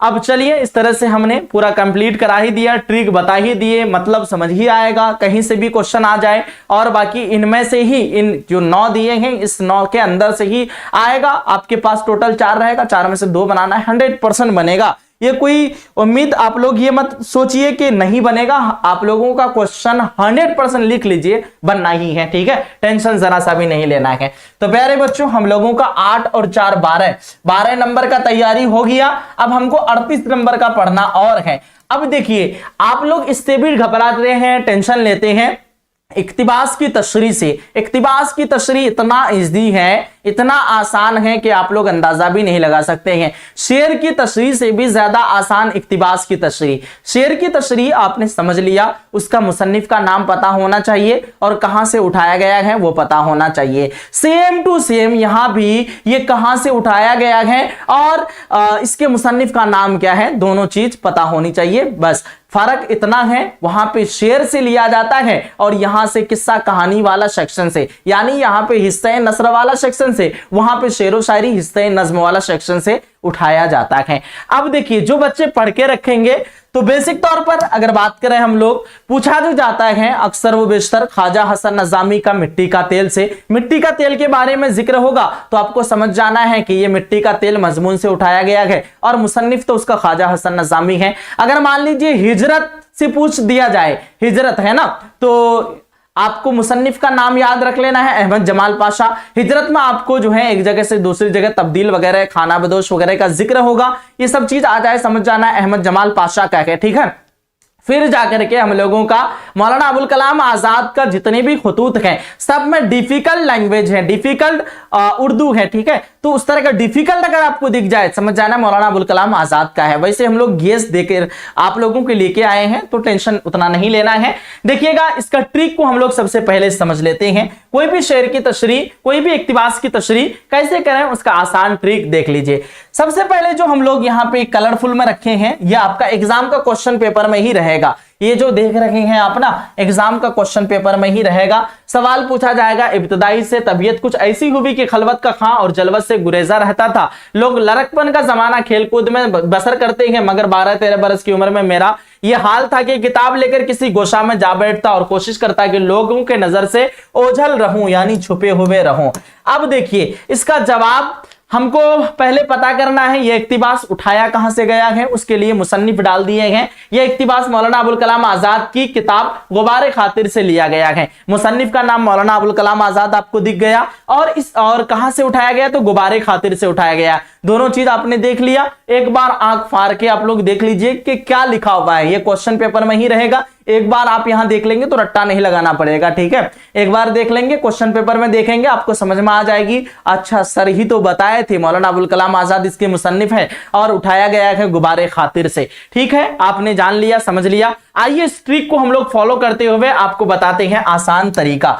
आसान तरीका क्या है कि आपको पूरा का पूरा कॉपी कर लेना है। कॉपी करने में वैसे आप लोग बहुत माहिर हैं, कुछ पढ़े नहीं है साल भर में, ये सब चीज को आपको लिख लेना है, पूरा अपने कॉपी में उतार लेना है और प्रैक्टिस 100% आपको करना ही है। प्रैक्टिस नहीं करते हैं तो फिर आप लोगों का पेज फंस सकता है यहीं पे, तो प्रैक्टिस बहुत जरूरी है। देखिएगा, पेश नजर इक्तिबास उर्दू के मशहूर व मारूफ नस्र निगार जनाब, हमने आपको बताया जो इक्तिबास के मुसन्निफ हैं, मुसन्निफ का नाम आपको यहाँ पे डालना है। तो हम लोग मौलाना अबुल कलाम आजाद पता है, मौलाना अबुल कलाम आजाद को डाल दिए हैं। मौलाना अबुल कलाम आजाद के शामिल निसाब खतूत का मजमुआ गुबारे खातिर से ली गई है। गुबारे खातिर से क्या किया गया, लिया गया है। तो हमको पता है कि गुबारे खातिर खतूत का मजमुआ है, तो खतूत का मजमुआ से ली गई है। इस तरह से आपने लिख लिया। बस दो चीज आपको खुद से लिखना पड़ता है, उठाया कहां से गया है, तो हम लोगों को पता है खतूत का मजमुआ से उठाया गया, तो हमने लिख दिया गुब्बारे खातिर के खतूत का मजमुआ से उठाया गया। मुसन्निफ का नाम क्या है, बस ये चीज लिख दिए। बाकी के सारी चीजें जो है आपका यही फॉर्मेट काम करेगा और यही आपको 4 नंबर दिलाएगा। देखिए इस इक्तिबास के जरिए नसरनिगार ने निहायत मुख्तसर मगर मुअस्सर अंदाज में अपनी बात को पेश किया है। यह इक्तिबास न सिर्फ मौलाना अबुल कलाम आजाद की आला नसरनिगारी की अक्कासी करता है बल्कि काराइन के जहनों पर गहरा असर भी छोड़ता है जो उसके नसरनिगारी की खूबी को जाहिर करता है। चुनांचे नसरनिगार, तो चुनांचे नसरनिगार, अब बहुत सारे बच्चे ऐसे होंगे जिनको उसका आसान माना करना नहीं आता हो, तो आपके उलझन आपके टेंशन को खत्म करने के लिए एक और शॉर्ट ट्रिक आपको बताते हैं। यहां पे जो ये पूरा इक्तिबास दिया हुआ है ना, ये पूरा इक्तिबास जो यहाँ पे आपके एग्जाम का क्वेश्चन पेपर में रहेगा, यहीं से अब थोड़ा शॉर्ट करके चुनांचे नसर निगार के बाद आप लिख लीजिएगा। क्या लिखेंगे कि मौलाना अबुल कलाम आजाद जो है शुरुआत से ही यानी इब्तदाई से ही तबीयत उसकी ऐसी हुई कि खलवत का खां जलवत से गुरेजा रहता था। इस तरह आपने लिख लिया। फिर जाकर के यहां से मान लीजिए एक पैराग्राफ छोड़ दिए, अब यहां से लिख ले रहे हैं मगर 12-13 बरस की उम्र में मौलाना अबुल कलाम, मेरा के जगह मौलाना अबुल कलाम आजाद लगा देंगे। मेरा यह हाल था यानी मौलाना अबुल कलाम का हाल था कि किताब लेकर किसी गोशे में जा बैठता, या फिर आप लिख सकते हैं किताब लेकर के किसी गोशा का मतलब कोना होता है, किसी कोने में जा बैठता था। इस तरह से आप लिख सकते हैं आराम से इसको छोटा करके। अब बहुत सारे बच्चे बोलेंगे सर इसको छोटा भी नहीं करना पड़े, नहीं आएगा हम लोगों को, तो पूरा का पूरा ही उतार लीजिएगा, आपको मार्क्स मिल जाएगी। ठीक है, इस तरह से आपको ट्रिक को फॉलो करते हुए सारे मार्क्स, पूरा कंप्लीट मार्क्स आपको उठा के आना है, ये नहीं कि छोड़ के आना है। सब कुछ अच्छे से बना लेंगे, प्रैक्टिस हो जाएगा, सारा चीज सही रहेगा। अब देखिए हम लोगों का पूरा पहले हम लोग बता देते हैं। देखिए मेरी दुकान सुखन में एक ही तरह की जिन्स नहीं रहती, लेकिन आपके लिए कुछ निकालता हूं तो एहतियात की छलनी में अच्छी तरह छान लिया करता हूं कि किसी तरह की सियासी मिलावट बाकी न रह जाए। अब इसका आसान मतलब हम लोग यहाँ पे बता दिए हैं, पहले बता दिए हैं। यह इक्तिबास मौलाना अबुल कलाम आजाद की किताब गुब्बारे खातिर के पहले खत से लिया गया है। इसमें मौलाना आजाद अपनी दोस्त को मुखातिब करते हुए तो इसका मतलब को डाल दिए हैं हम लोग। इसका जो आसान मतलब मफहूम होता है वो इक्तिबास का, उसका मतलब को हम लोग यहाँ पे लिख दिए हैं। आप चाहें तो प्रैक्टिस कर सकते हैं, इसको एक बार देख सकते हैं ताकि अपनी जुबान में लिखें तो आपको ज्यादा मार्क्स मिलने की चांसेस रहे। फिर देखिए सवाल नंबर 3 में है मुंदरजा अज़ल इक्तिबास की तशरीह से अकबर सिबाक के हवाले से कीजिए। एक मुद्दत से जिस चीनी चाय का आदि, ये भी मौलाना अबुल कलाम आजाद के हैं। आप लोग एक नजर एक झलक सिर्फ देख लीजिए, गुब्बारे खातिर से ली गई है। जितना भी मौलाना अबुल कलाम आजाद का रहेगा टेंशन तो ये खत्म हो जाएगा आपका कि सब के सब गुब्बारे खातिर से ही ली गई है। ठीक है, अब आइए इस तरह से आपका सवाल नंबर 4 का भी इक्तिबास दिया हुआ है मगरिब की जानिब से। तो हम आपको अगर बताएं तो सबसे ज्यादा जो गेसिंग पावर अगर करें 100% मुझे लगता है कि ये वाला शायद के आ जाए इस बार, तो इसको जरूर प्रैक्टिस कीजिएगा। मगरिब की जानिब से हिजरत तो ऐसी जैसी के सबसे पहला नंबर और सबसे शुरुआत में जो दिए हैं उसका प्रैक्टिस, उसको याद। और ये वाला जो क्वेश्चन है मगरिब की जानिब से हिजरत तो ऐसी है जैसे कि किसी आजाद पंछी को सोने की पिंजरे में कैद कर दिया जाए। तो दोनों में से कोई भी एक प्रैक्टिस कर लीजिए, हो सकता है दोनों का दोनों आ जाए तो फिर आपका काम बल्ले बल्ले। यानी 2 ऑप्शन रहता है, 2 में से किसी एक बनाना पड़ता है। ठीक है ना, तो बन जाएगा, हो जाएगा। ट्रिक के माध्यम से आप आराम से बना लेंगे। तो प्यारे बच्चों कुछ एक्स्ट्रा क्वेश्चन, कुछ एक्स्ट्रा भी इक्तिबास दे दिए हैं। उसकी खुशबू जिस कदर लतीफ है उतना कैफ उतना, तो इस तरह से हम लोग इसका एक्स्ट्रा भी दे दिए हैं। दरअसल इक्तिबास की तशरीह से आपको सिबा के हवाले से कीजिए। पेट के लिए खानों में सबसे ज्यादा जरूरी खाना, तो ये किसके लिए है? सैयद सुलेमान नदवी का इससे उठाया गया है। बाज पुराने ये सब एक्स्ट्रा इसलिए दिए हैं ताकि एक मरतबा आप लोग पढ़ सकें, पढ़ने के बाद आप लोग पूरा मार्क्स उठा सकें, उसके मुसन्निफ का नाम जान सकें। एक्स्ट्रा में इसलिए दिए हैं ताकि आप मुसन्निफ का नाम और चैप्टर का नाम जान सकें कि कहां से उठाया गया। बस एक बार एक मरतबा स्टडी जरूर कर लीजिएगा। ये सारा पीडीएफ हम आपको AS उर्दू एजुकेशन का ऐप में अपडेट कर दिए हैं, आप लोग वहां से जाकर के आराम से देख सकते हैं, पढ़ सकते हैं। जो बच्चे ज्वाइन नहीं किए हैं आप लोग ज्वाइन कर लीजिएगा। काफी फीस जो है पूरी तरह से ना के बराबर कर दिए हैं, आराम से इजीली ज्वाइन कर सकते हैं। लिंक डिस्क्रिप्शन बॉक्स में है इसी क्लास का, और साथ ही साथ प्ले स्टोर से भी आप लोग जो है ना ऐप को डाउनलोड कर सकते हैं। ठीक है, चलिए तो आइए कंटिन्यू करते हैं। सर 1 शॉट है क्या? हाँ बिल्कुल, पूरा 1 शॉट में पूरा कंप्लीट 50 नंबर का हम लोग कवर कराएंगे, आपका पूरा कंप्लीट 50 नंबर। देखिए अब हमारे पास दरखास्त है, क्या है? ध्यान से देखेंगे, हमारे पास दरखास्त है, दरखास्त भी आपको फ्री में नंबर देके जाएगी। हम लोगों का कितना 38 में 4 घटा दिए कितना बचेगा 34। अब हमारे पास जो हमको बनाना है कितना 34 नंबर का बनाना है। 34 में 5 नंबर तो यही देके चले जाएगा, दरखास्त ही देके चले जाएगा। अब दरखास्त में क्या आपको अप्लाई करना है, सवाल पूछा जाएगा, अपने कॉलेज के प्रिंसिपल के नाम एक दरखास्त लिखिए जिसमें मुकाबला खेल के इनेकाद की गुजारिश कीजिए। प्यारे बच्चों, यह है आपका दरखास्त। अब ये दरखास्त जो पूछा जा रहा है और आपको प्रैक्टिस कर लेना है प्रिंसिपल के ऊपर, क्योंकि दरखास्त प्रिंसिपल के ऊपर ही आएगा, ये लिख लीजिए 100%। और इस फॉर्मेट को आप लोग पूरा सेम यही फॉर्मेट को आप लोग लिख लीजिएगा। बखिदमत जनाब प्रिंसिपल साहब, गवर्नमेंट कॉलेज अलिफ बे जिम, या फिर आप लोग अपना कॉलेज का नाम भी यहां डाल सकते हैं। मौजू खेलों के मुकाबले मुनक्किद करने की दरखास्त। अब ये मौजू आपको कैसे पता चलेगा, ये मौजू आपको अपने अकॉर्डिंग लिखना है। ये मौजू आपका ऑलरेडी यहां पे लिखा हुआ है, मुकाबला खेल के इनेकाद की गुजारिश आप लोग लिख सकते हैं। सवाल में आपका खुद ऑलरेडी मौजू लिखा हुआ रहता है, तो सवाल से ही आप लोग इतना तो लिख सकते हैं। और फॉर्मेट बिल्कुल एज इट इज सेम रहेगा। देखिए, जनाब आली निहायत अदब से गुजारिश है कि सभी में निहायत अदब से गुजारिश रहेगा, ठीक है। हमारे कॉलेज में खेलों के मुकाबले मुनक्किद की जाए, इस तरह इससे तलबा की सेहत बेहतर होगी, उनकी दिलचस्पी बढ़ेगी, हमें अपनी सलाहियतों को निखारने का मौका मिलेगा। अब यहां पे क्या करना है, जिस टॉपिक पे लिखने के लिए बोला जा रहा है बस आप लोग यहां पे टॉपिक को लिख दीजिएगा। जिस भी, मान लीजिए छुट्टी लेना है आपको, छुट्टी क्यों लेना है भाई बताओ जरा, रीजन तो पूछेगा ना, बस रीजन को मेंशन कर देना है।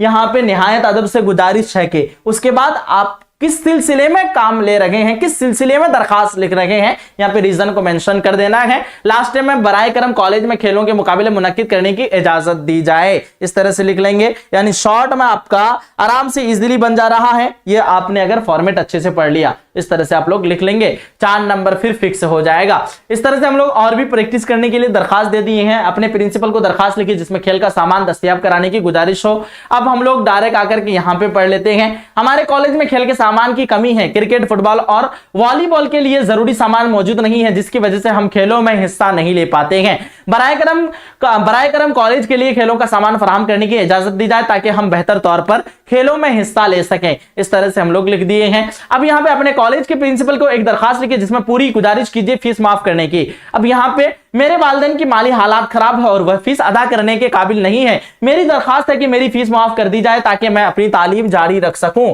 इस तरह से आपने मौजूद टॉपिक को लिख लिया। फिर देखिए, अपने कॉलेज के प्रिंसिपल के नाम छुट्टी की दरखास्त लिखिए। तो अब आपको यहां पे लिखना है, अदब से गुजारिश है कि मुझे 3 दिन की छुट्टी की दरकार है। अब छुट्टी क्यों लेना चाहते हैं, क्योंकि मेरे मामू की शादी है और मैं इस खुशी के मौके पर अपने खानदान के साथ शरीक होना चाहता हूं। बराए करम मेरी दरखास्त को कबूल फरमाकर मुझे छुट्टी देने की मेहरबानी करें। इस तरह से आपने दरखास्त लिख लिया, पूरा आपका कंप्लीट हो गया, ठीक है। दरखास्त का भी झंझट खत्म। अब हम लोगों का कितना खत्म हो गया, यानी लगभग 21 का तैयारी हो गया। अब हम लोगों को करना है मात्र 29 नंबर का तैयारी। तो आइए, अब हमारे पास सवाल नंबर 5 में क्या रहता है, 2 मार्क्स वाला क्वेश्चन। इसमें टोटल आपको 10 क्वेश्चन पूछा जाएगा। कितना, टोटल 10 क्वेश्चन पूछा जाएगा। 10 में से आपको 5 का ही बनाना है। बहुत सारे बच्चे मान लीजिए अगर नहीं भी पढ़ते हैं ना, 2 मार्क्स वाला क्वेश्चन ऑब्जेक्टिव याद होता है तो ऑब्जेक्टिव से ही बन जाएगा, लेकिन फिर भी हम लोग पढ़ लेते हैं। यहां से आपका ऑब्जेक्टिव का भी प्रैक्टिस अभी होगा और साथ ही साथ 2 मार्क्स का भी। और जितने क्वेश्चन देंगे इसके अंदर से ही आएगा, इससे बाहर से तो भाई एक भी क्वेश्चन नहीं आएगा। तो आपको पढ़ ही लेना है, हर हाल में सारी चीजों को याद कर ही लेना है, जहन में बैठा ही लेना है। चलिए आइए शुरू हो जाइए, देखते हैं हम लोग फटाफट से। प्यारे बच्चों, देखेंगे मिर्जा फरतुल्लाह बेग और डिप्टी नजीर अहमद में क्या रिश्ता था, तो आपको जवाब देना है। दोनों में उस्ताद और शागिर्द का रिश्ता था। डिप्टी नजीर अहमद उस्ताद थे और फरतुल्लाह बेग शागिर्द है। मिट्टी के साथ दुनिया क्या सलूक करती है, तो दुनिया मिट्टी को पांव से रोनती है। फटाफट देखते हैं इसको, 10 मिनट में पूरा कवर करा देते हैं। सैयद सुलेमान नदवी कितने जुबानों के माहिर थे, वह 4 जुबानों के माहिर थे, उर्दू, फारसी, अरबी और अंग्रेजी के माहिर थे। मौलाना आजाद पहली बार किस उम्र में कांग्रेस के सदर बनाए, तो वह पहली बार सिर्फ 35 साल की उम्र में कांग्रेस के सदर बनाए गए। क्या खेती एक पाबंद नज़्म है, जी नहीं, खेती जो है अमी खनफी के एक आजाद नज़्म है।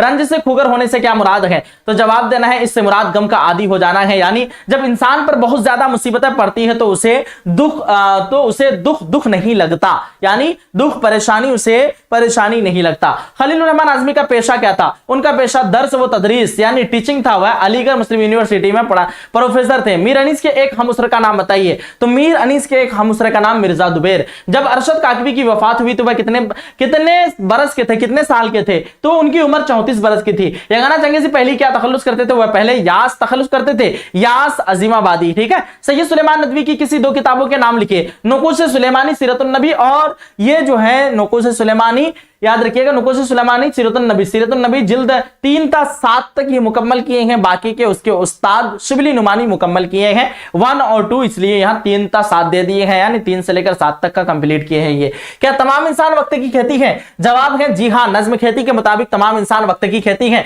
जिन्हें वक्त पालता है और आखिरकार काट देता है, यानी मौत आती है और मौत के तरह जो है ना, फल के तरह उसे मौत क्या करते हैं? लोगों को काट देते हैं। अकबर इलाहाबादी किस पर्चे के नौरत्नों में शुमार होते थे? तो जवाब लिखना है आपको अवध पंच। किस पंच? अवध पंच के नौरत्नों में शुमार होते हैं, काउंटिंग किए जाते हैं। मौलाना आजाद का असल नाम क्या था? तो मोहिउद्दीन अहमद, तारीखी नाम फिरोज बख्त था। 15 नंबर सवाल, मौलवी साहब नजीर अहमद के पढ़ाने का क्या तरीका था? मौलवी साहब, जिसको हम लोग नजीर अहमद कहते हैं, नजीर अहमद के पढ़ाने का क्या तरीका था? तो जवाब लिखना, उनका तरीका यह था कि वह तलबा से किताब की इबारत पढ़वाते थे, और इबारत सही सही पढ़ दिया तो ठीक, नहीं तो बहुत डांटते थे और सख्ती के साथ पेश आते थे। कभी कभार दर्स से बाहर भी निकाल देते थे। तो ये हो सकता है आपका 5 मार्क्स में भी पूछ दिया जाए, अच्छे से पढ़ लीजिएगा। इसमें नकरा की तारीफ मा मिसाल करें। जवाब है इसमें नकरा, इसमें आम। इसमें नकरा को हम लोग क्या कहते हैं? इसमें आम भी कहते हैं। समझ में आ रही है सारे बच्चों को? बताना एक बार। इसमें नकरा को हम लोग इसमें आम भी कहते हैं भाई। इसमें जो किसी खास शख्स, जगह या चीज का नाम ना हो, बल्कि आम चीज के लिए बोला जाए, वह इसमें जो किसी खास शख्स चीज के लिए ना हो बल्कि आम चीजों के लिए बोला जाए, उसे हम लोग इसमें नकरा कहते हैं। मिसाल के तौर पर लड़का में सभी लड़के आ जाएंगे, लड़का की जगह जैद लगाएंगे तो क्या हो जाएगा? यहां पे खास हो जाएगा। महमूद लगाएंगे तो खास हो जाएगा। शहर की जगह पटना लगाते हैं, दिल्ली मुंबई लगाते हैं, खास हो जाएगा। दरिया के जगह हम लोग अगर कोई स्पेशल दरिया का नाम लगा देते हैं तो वो हमारा क्या हो जाएगा? जैसे गंगा, जमुना, इस तरह का नाम ले लेते हैं तो फिर क्या होगा? याद रखिएगा सारे बच्चे, यहां पे खास हो जाएगा। किताब की जगह कुरान शरीफ ले लेते हैं तो फिर क्या हो जाएगा? खास हो जाएगा। तो बताइए चला, जिससे आम चीजों का पता चले उसे हम लोग क्या कहते हैं? इसमें नकरा कहते हैं। और उसका मिसाल आपने देख लिया, फॉर एग्जाम्पल लड़का, लड़की, दरिया, उसके अलावा आप कह सकते हैं शहर वगैरह वगैरह। चलिए आगे बढ़ते हैं हम लोग। हमारे पास अब 17 नंबर सवाल है, किसके मुकाबले में मुहज्जिब इंसान माजूर है यानी कमजोर नजर आता है? तो खाना बदोश के मुकाबले में मुहज्जिब इंसान माजूर यानी कमजोर है। नेक्स्ट क्वेश्चन है, टोबा टैक्स सिंह की मौत किस जगह हुई? तो टोबा टैक्स सिंह, बिशन सिंह की मौत हिंदुस्तान और पाकिस्तान की सरहद की दरमियान उस जमीन पर हुई जिसका कोई नाम नहीं था, जिसको हम लोग नोमैन लैंड कहते हैं। आगे हमारे पास नज्म गमे अरशद में अरशद काकवी के 2 बेटों का जिक्र है, उनके नाम लिखिए। तो जवाब है अकील और जमील। अली सरदार जाफरी का ताल्लुक किस तहरीक से रहा? तो तरक्की पसंद तहरीक यानी प्रोग्रेसिव राइटर्स मूवमेंट से रहा। नेक्स्ट क्वेश्चन है, इंशाइया हिजरत में कितने मुल्कों का नाम आया है? उनका नाम लिखिए। तो जवाब है 3 मुल्कों का नाम आया है, अरब, यूरोप और अमेरिका। शहजादा फकीर को कितनी अशरफियां देता है? तो शहजादा फकीर को टोटल 1 अशरफी देता है। कहा जा रहा है शहजादा फकीर को 1 यानी 1 अशरफी देता है। लाहौर पागल खाने के हिंदू और सिख कहां भेजे जा रहे थे? तो उन्हें हिंदुस्तान भेजा जा रहा था। जिलानी बानो के एक अफसाने का नाम बताइए। तो जिलानी बानो का एक अफसाने का नाम प्रॉमिस है। प्रॉमिस अफसाने के 2 किरदारों का नाम बताइए। तो जवाब है अम्मू खाजबी या बेटे का नाम जमशीद और रशीद भी दे सकते हैं। तो 2 किरदार आप कोई भी दे सकते हैं, कोई दिक्कत वाली बात नहीं है। आगे है, किस फारसी शायर से मुतासिर होकर मेरा सफर नज्म लिखी गई है? तो याद रखिएगा यह है आपका अल्लामा इकबाल या मौलाना हुरूम से। ठीक है। अकबर इलाहाबादी को खान बहादुर का खिताब कब मिला था? तो 1898 ईस्वी में अकबर इलाहाबादी को खान बहादुर का खिताब मिला था। मुतशायर किस तरह की नज्म है? यह एक जरीफाना यानी मजाहिया नज्म है। नेक्स्ट हमारे पास, गालिब ने वजीफा खार किसको कहा है? तो गालिब ने वजीफा खार अपने आप को यानी खुद को कहा है। नेक्स्ट क्वेश्चन हमारे पास है, पूरब और पश्चिम की जुबान से मुसन्निफ की क्या मुराद है? पूरब की जुबान से मुसन्निफ की मुराद अरबी जुबान है और पश्चिम की जुबान से मुराद अंग्रेजी है। नेक्स्ट क्वेश्चन हमारे पास सवाल नंबर 31 है, किसकी ख्वाहिश पर मीर अमन ने बागो बहार का तर्जमा किया था? तो जॉन गी क्रिस्ट की ख्वाहिश पर मीर अमन ने बागो बहार का तर्जमा किया था यानी ट्रांसलेट किया था। नेक्स्ट क्वेश्चन, खाका निगारी किसको कहते हैं? तो किसी शख्स की तहरीरी तस्वीर कशी को खाका निगारी कहते हैं। अली सरदार जाफरी की 4 नज्मों के उन्वान बताइए यानी नाम, टाइटल बताइए। तो जवाब देना है मेरा सफर नज्म, गुफ्तगू, एशिया जाग उठा, नई दुनिया को सलाम। मशरिकी शायरी में मरसिया किसे कहते हैं? तो मशरिकी शायरी में किसी की मौत पर गम का इजहार करना मरसिया कहलाता है। नेक्स्ट हमारे पास है, फटाफट से देखेंगे, ख्वाजा हसन निजामी के वालिद का क्या नाम था? तो ख्वाजा हसन निजामी के वालिद का नाम सैयद आशिक अली निजामी था। कली खोलना और कली फेरना के माने में क्या फर्क है? तो कली खोलना का मतलब किसी के ऐब को जाहिर करना, जबकि कली फेरना का मतलब किसी के ऐब को छुपाना है। चलिए आगे देखते हैं। आगे सवाल नंबर 37 है, वजीर आगा की दो किताबों के नाम बताइए। तो नज्म जदीद की करवटा और उर्दू शायरी का मजाज, उर्दू शायरी की मजाज और नज्म जदीद की करवटा, ये दोनों किताब किसका है? वजीर आगा का। सज्जाद जहीर के पाकिस्तान जाने के बाद अली सरदार जाफरी को कौन सी जिम्मेदारी दी गई? तो जवाब है सज्जाद जहीर के पाकिस्तान जाने के बाद अली सरदार जाफरी को अंजुमन तरक्की पसंद मुसन्निफीन का जनरल सेक्रेटरी बनाया गया। क्या तमाम इंसान वक्त के लुक में है? तो आपको जवाब देना है हाँ भाई, तमाम इंसान वक्त के लुक में है। फिर है हमारे पास, देखिएगा, क्या यूजुन मोंताले नोबेल इनाम याफ्ता शायर हैं? तो जवाब देना हाँ, यूजुन मोंताले नोबेल इनाम याफ्ता शायर हैं। फिर हमारे पास है यगाना की क्या मानी है? तो यगाना के मानी अजूबा और यक्ता के होते हैं। भूख तोड़ने की इस्तिलाह का क्या मतलब है? तो भूख तोड़ने की इस्तिलाह का मतलब याद रखिएगा नाश्ता है। इंडिया विंस फ्रीडम किसकी किताब है? तो जवाब है India wins freedom Maulana Abul Kalam Azad की किताब है। रवि रंजन कौन थे? रवि रंजन सैयद अजीज अहमद के पुराने दोस्त थे। मीर अनीस की पैदाइश कब और कहां हुई? तो मीर अनीस की पैदाइश 1802 ईस्वी में मोहल्ला गुलाबबारी फैजाबाद में हुई। अम्मू ने अपने बेटों से क्या वादा लिया था? तो अम्मू ने अपने बेटों से कांदा देने का वादा लिया था। हिजरत का ताल्लुक किस सिंफ अदब से है? तो हिजरत का ताल्लुक इंशाइया से है।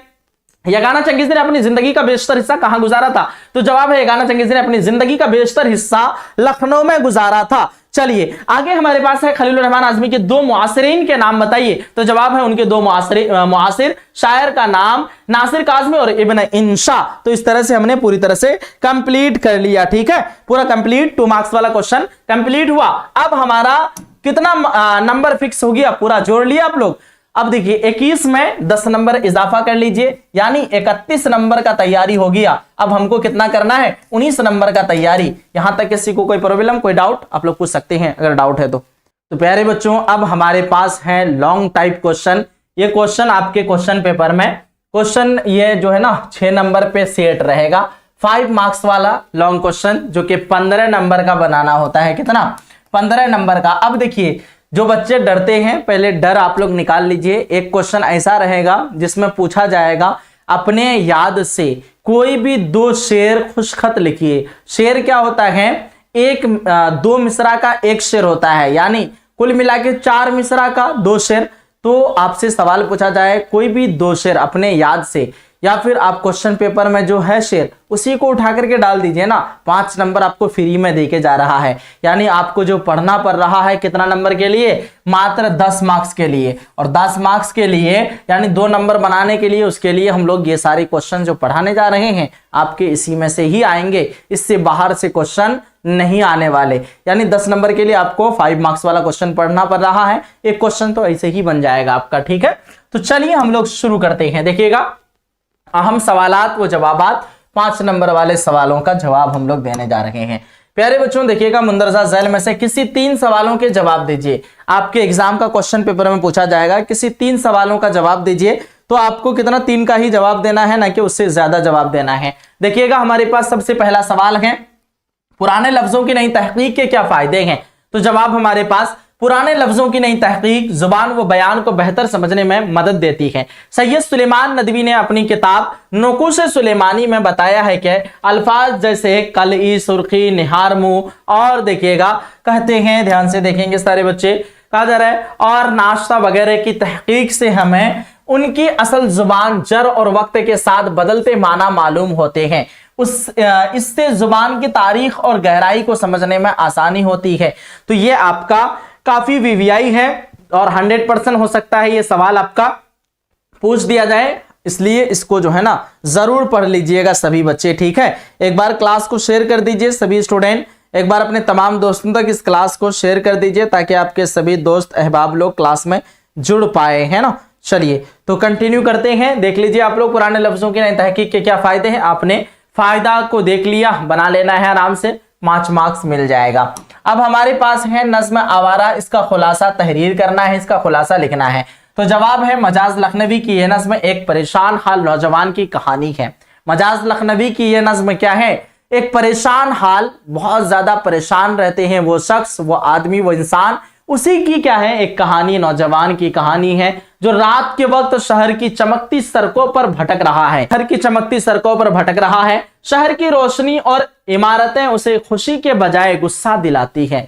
शहर की रोशनी और इमारत यानी बड़े बड़े बिल्डिंग्स को देखने के बाद खुशी महसूस होती है ना, लेकिन इसको क्या करती हैं और भी गुस्सा दिलाती हैं, क्योंकि उसकी जेब खाली है, वह अपनी गुर्बत और समाज की बेहसी पर तड़पता है। समाज क्या होते हैं, तो आपको तड़पता हुआ देखेंगे, उसको कुछ भी फर्क नहीं पड़ रहा है, समाज को आपसे कोई मतलब नहीं, उसी को कहते हैं बेहसी, है ना, कहते हैं उसी को क्या कहते हैं, बेहसी कहते हैं। तो कहते हैं समाज की बेहसी पर तड़पता है, आखिर में उसका गम गुस्से और बगावत में बदल जाता है और वह जुल्म के निजाम और अमीरों के महलों को मिटाने का फैसला करता है, ताकि कोई गरीब यूं दरबदर ना भटके, यूं दरबदर ना फिरे। इस तरह से आपने उसका भी जवाब दे दिया। फिर हमारे पास है मीर अमन दहलवी का तारुफ पेश कीजिए। ये भी काफी वीवीआई है, सारे बच्चे इसको जो है ना जहन में बैठा ही लीजिए, सब लोग, वीवीआई बहुत ज्यादा इंपॉर्टेंट है। मीर अमन दहलवी का तारुफ पेश कीजिए। इस सवाल का जवाब आप लोग अच्छे से याद कर लीजिएगा।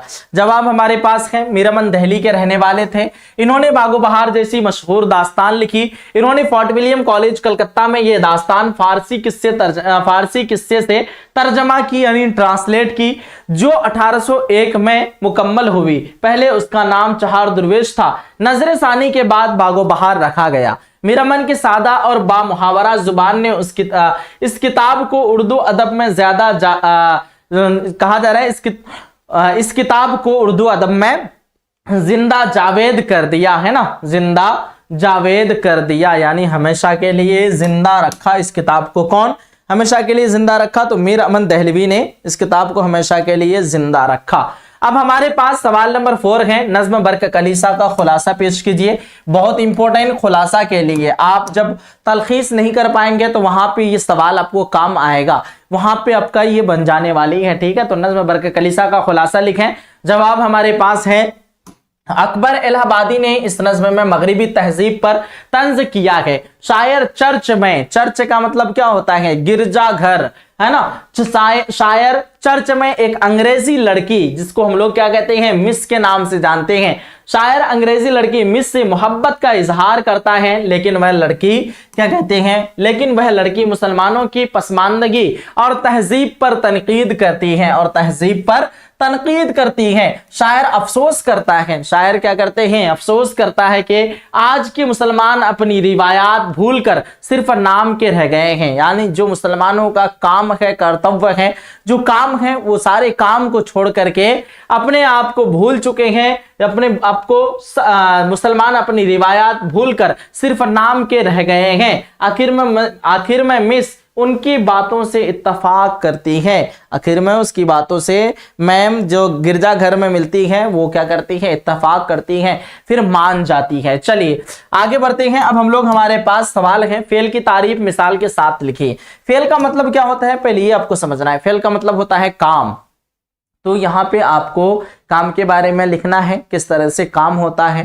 तो फेल की तारीफ काफी शॉर्ट में लाए हैं और बड़े आसानी से एक दफा पढ़ने के बाद याद हो जाने वाली है। जवाब है, वह लफ्ज जिससे किसी काम का करना या होना जाहिर हो और इसमें कोई जमाना जैसे माजी, हाल, मुस्तकबिल पाया जाए, फेल कहलाता है। इसी को क्या कहते हैं, फेल कहते हैं। मिसालों के तौर पर देखिए, वह आया, ये आपका माजी का हो गया, वह आता है, ये आपका हाल हो गया, वह आएगा, ये आपका मुस्तकबिल हो गया। यानी फेल तभी हो सकता है जब उसमें कोई ना कोई जमाना पाया जाएगा, किसी काम का करना या होना किसी न किसी वक्त के साथ में, किसी न किसी जमाना के साथ में हो, तभी वो फेल कहलाएगा। जैसे वह आया, माजी का काम है, वह आया है, माजी यहाँ पे जो है ना, वह आता है, ये हाल का काम कर रहा है, वह आएगा, ये आपका मुस्तकबिल का काम कर रहा है। यानी कोई ना कोई टाइम होगा तभी वो फेल कहलाएगा, वरना वो फेल नहीं, वो क्या कहलाएगा, फिर फेल के जगह वो क्या कहलाएगा, याद रखिएगा, मजदर कहलाएगा। वो क्या कहलाएगा, मजदर। चलिए अब हमारे पास सवाल नंबर 6 है, नज्म गुफ्तगू का खुलासा करने के लिए बोला जा रहा है। नज्म गुफ्तगू का खुलासा किस तरह से करेंगे, काफी शॉर्ट में लाए हैं। जवाब है, सबसे पहले समझते हैं नज्म गुफ्तगू जो है ना, गुफ्तगू नाम क्यों पड़ा, क्योंकि इस नज्म में हिंदुस्तान और पाकिस्तान के बारे में इस मौजू पर लिखी गई है और आपस में जो दुश्मनी कर रहे हैं, हिंदुस्तान और पाकिस्तान आपस में, जो दोनों मुमालिक आपस में एक दूसरे के नाम पर पत्थर फेंक रहे हैं, संगबाजी कर रहे हैं, ये सारी चीजें दुश्मनी जो है दोस्ती में कैसे बदले, उसके लिए गुफ्तगू करने के लिए बोलते हैं। कौन? अली सरदार जाफरी। इसलिए ये नज्म इसी बेस्ड पर, इसी आधार पे ये लिखे हैं ताकि हिंदुस्तान और पाकिस्तान आपस में फिर से दोबारा से दोस्ती का हाथ बढ़ाए और आपस में दुश्मनी ना रखे, आपस में दुश्मनी ना करे, इसलिए ये नज्म लिखे हैं। तो देखिए जवाब है अली सरदार जाफरी की ये नज्म पाक वो कहते हैं नज्म पाक वो हिंद दोस्ती पर है। पाक वो हिंद दोस्ती पर है, यानी पाकिस्तान और हिंदुस्तान की दोस्ती पर, दोस्ती के बेस्ड पर लिखी गई है। शायर कहता है कि आजादी से पहले हम एक थे। शायर क्या कहते हैं? जब मुल्क को आजादी नहीं मिली थी, अंग्रेजों के जब हम लोग गुलाम थे, उसके आजादी से पहले हम लोग सब क्या थे? एक थे। मगर तकसीम ने नफरतें पैदा की। तकसीम यानी बंटवारा ने नफरतें पैदा की। जंग मसाइल का हल नहीं है। जंग, लड़ाई, दंगे फसाद करना प्रॉब्लम जो है उसका सॉल्यूशन नहीं है, उसका समाधान नहीं है, बल्कि उसको गुफ्तगू के जरिए तब उसका समाधान निकाल सकते हैं। प्रॉब्लम, कोई भी समस्या का समाधान हम लोग गुफ्तगू करके, बातचीत करके कर सकते हैं। तो कहते हैं जंग मसाइल का हल नहीं है, बल्कि बातचीत, गुफ्तगू ही वाहिद रास्ता है, एक अकेला रास्ता है। शायर दोनों मुल्कों के सरबराहों, यानी दोनों मुल्कों के लीडरों को, दोनों मुल्क के सरकार को, सरबराहों को, जो देश को कंट्रोल में रखते हैं, देश को चलाते हैं, उसी को क्या कहते हैं? सरबराह कहते हैं। तो दोनों मुल्कों के सरबराहों को पैगाम देता है कि वह गुफ्तगू का सिलसिला जारी रखे, वह गुफ्तगू बातचीत का सिलसिला जारी रखे ताकि नफरतें खत्म हो। चलिए अब हमारे पास सवाल नंबर 7 है, अता काकवी के हालात जिंदगी पर रोशनी डालिए। तो जवाब आपको फास्ट ही देंगे इसका। देखिए, अता काकवी सैयद शाह अताउर रहमान 17 सितंबर 1904 को काको बिहार में पैदा हुए। इन्होंने उर्दू व फारसी में MA किया और दर्स व तदरीस से वाबस्ता रहे, यानी जुड़े रहे। वह इदारा तहकीकात अरबी व फारसी के डायरेक्टर भी रहे। उनकी खिदमात पर सदर जमहूरिया ने उन्हें एजाज दिया। उनकी मशहूर किताबों में मुताले हसरत, जमाले गजल शामिल हैं। 1998 में उनका इंतकाल हुआ। आखिरकार में 1998 में उनका क्या हो जाता है? इंतकाल हो जाता है। अब आइए आगे कहा जा रहा है इसमें मारफा की तारीफ मिसाल के साथ लिखिए। तो जवाब आपको देना है, आना चाहिए जवाब। देखिएगा सारे बच्चे, जवाब है इसमें मारफा प्रॉपर नाउन, जिसको हम लोग इंग्लिश में कहते हैं प्रॉपर नाउन।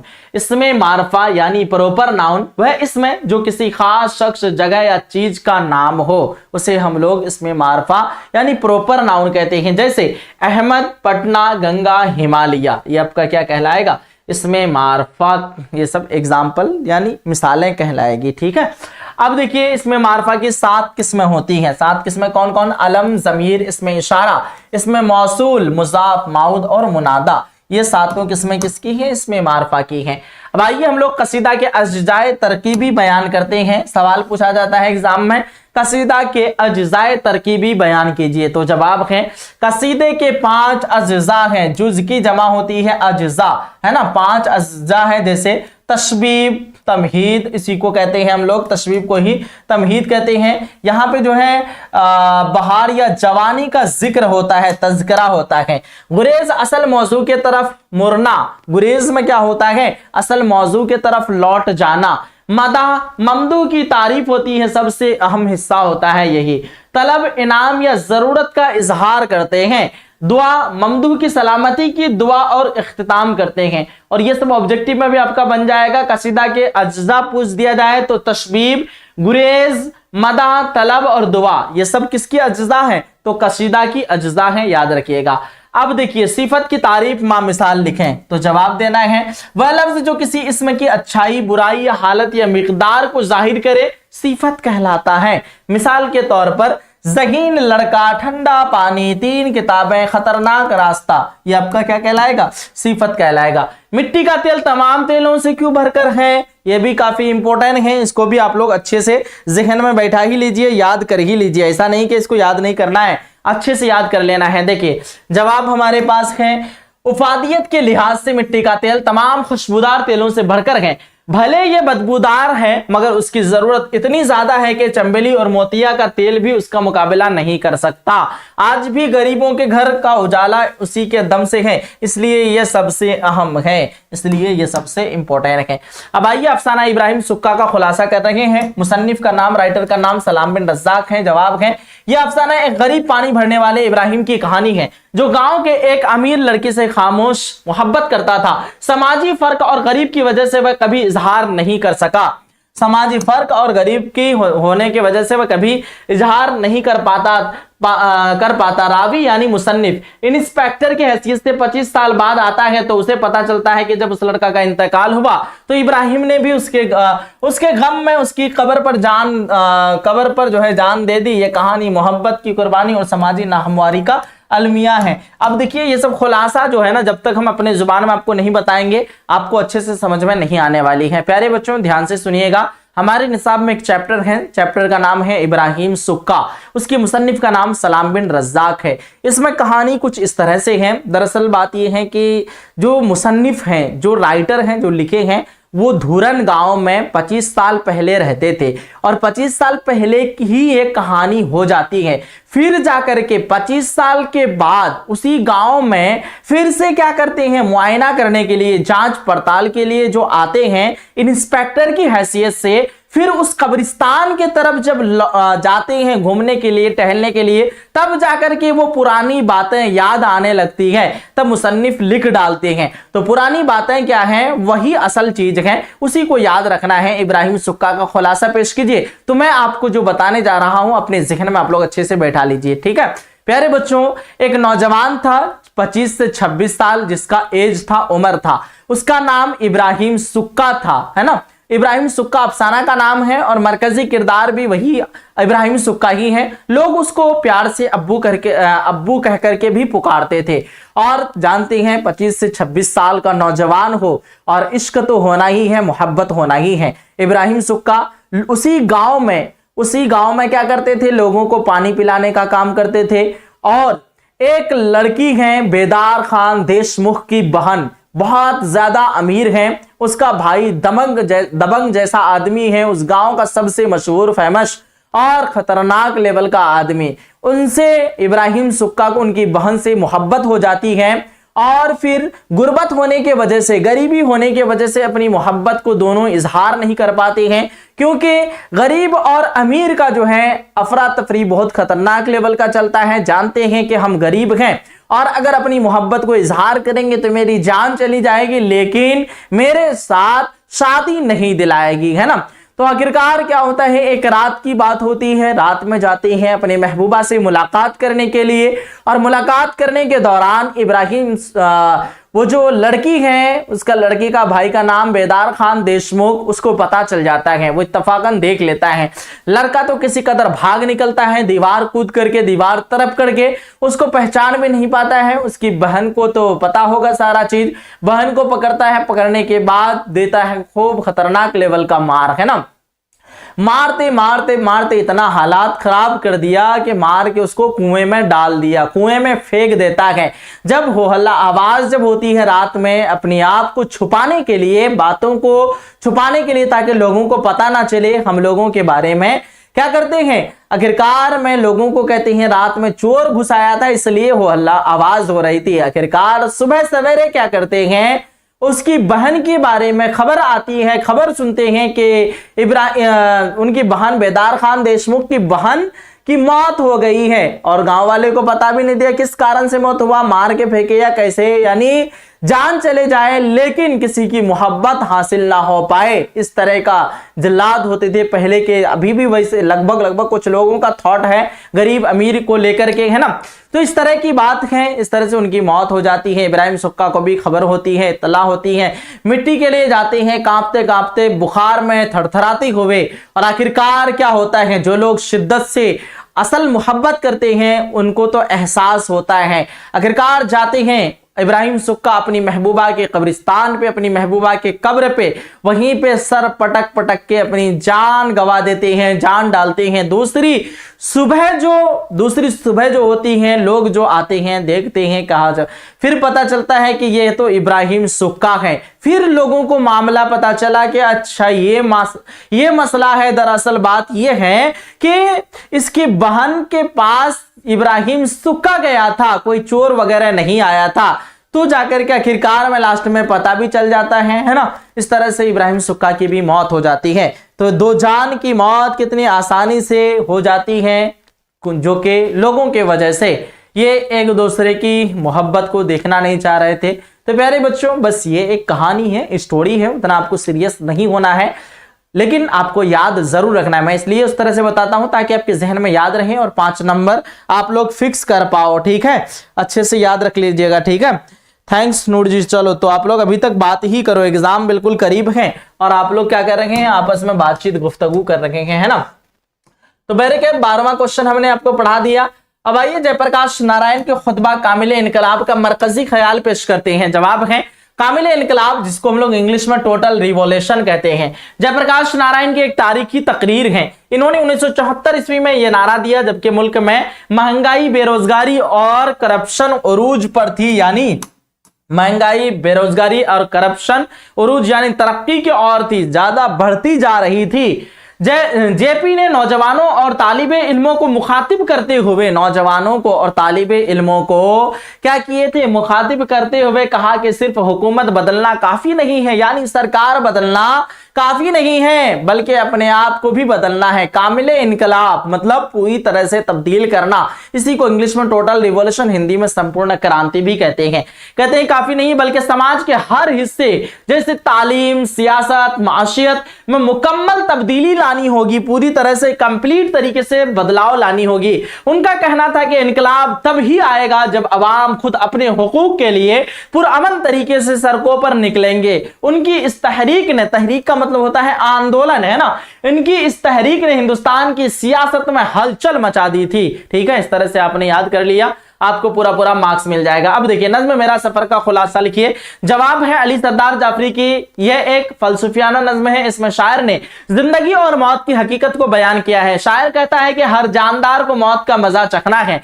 जब मौत आएगी तो कहा जा रहा है, जब मौत आएगी तो आंखों का नूर और जुबान की ताकत खत्म हो जाएगी। लेकिन शायर मायूस नहीं है। वह कहता है कि मैं मरकर भी नहीं मरूंगा, मैं दरख्तों, परिंदों और हवाओं की शक्ल में दोबारा जिंदा हो जाऊंगा और यह दुनिया का सफर हमेशा जारी रहेगा। मौत सिर्फ जिस्म को खत्म करती है, जिंदगी के तसलसल को नहीं। फिर देखिए, नज्म खेती का मरकजी ख्याल पेश कीजिए। इसका भी मरकजी ख्याल फटाफट से पेश करते हैं। नज्म खेती ये अमीक हनफी की एक आजाद नज्म है। नज्म खेती अमीक हनफी की क्या है, ये एक आजाद नज्म है। फिर आगे देखिएगा सारे बच्चे, इसमें वक्त यानी टाइम की ताकत को बयान किया गया है। शायर कहता है कि इंसान वक्त की खेती की तरह, वक्त ही हमें पैदा करता है, पालता है और जवान करता है।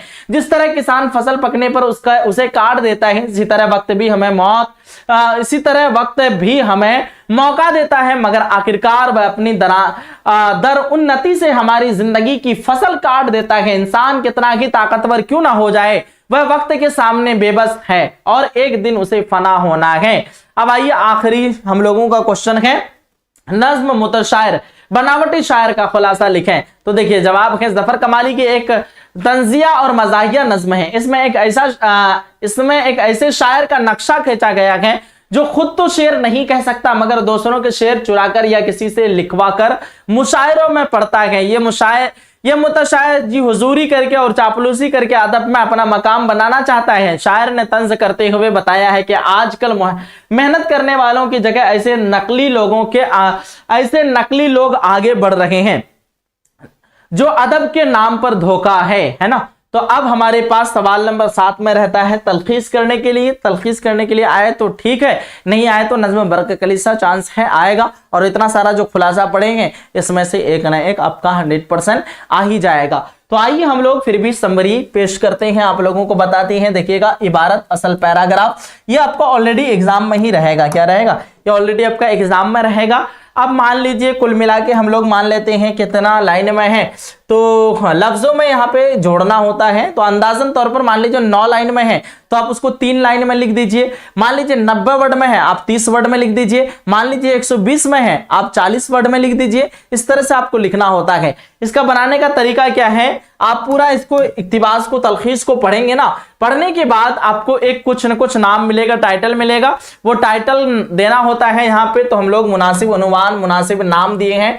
मोहब्बत और तकसीम या तकसीम का अलमिया, अब तलखीस यानी समरी इसका पेश करते हैं। इसको जो है उसका शॉर्ट करके उसका आसान मानी, मान लीजिए एक मूवी आपने देखा, पूरी मूवी 2 घंटा का है तो 2 घंटा को आप आराम से 5 से 10 मिनट में बयान कर सकते हैं। वैसे ही है, पूरा चीज आपने वहां पढ़ लिया, उसी का शॉर्ट स्टोरी करके आपको जो है शॉर्ट में उसका स्टोरी यहां पे लिख देना होता है। अगर उतना ना आए ना तो इसी को तोड़ मरोड़ करके, मान लीजिए यहाँ पे कितना है 1 2 3 4 5 लाइन में, तो इसको 2 लाइन में हम लोग कम से कम 2 से 2.5 लाइन में क्या करेंगे, लिख देंगे यहाँ पे इसी को छोटा करके। लाहौर में एक नौजवान हिंदू वकील था जो मेहनत में नाकाम होकर पागल हो गया था।